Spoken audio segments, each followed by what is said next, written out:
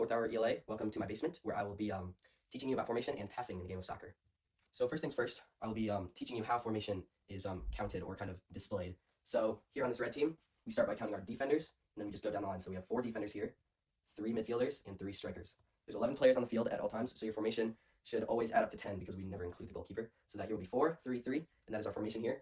And with black, we have 4 defenders, 4 midfielders, and 2 strikers. So they would have a 4-4-2.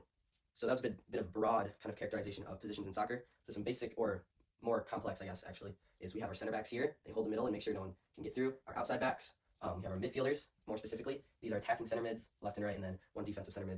Then we have our striker here and 2 wingers. So the goal of formation in soccer is to better help your team's play style. Some teams may have a more offensive kind of play style, so they're going to have, like you see on right here, more power in the front. They have 2 center attacking mids and 3 strikers.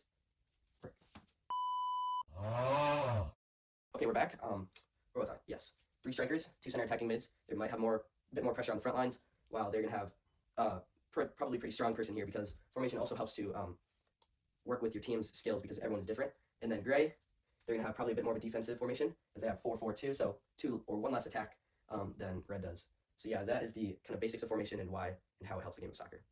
Next is passing strategies and ideas. So you'll hear in soccer that the most beneficial shape is a triangle. It's extremely hard to defend. There's many ways you can go with that. You can make runs through your teammates.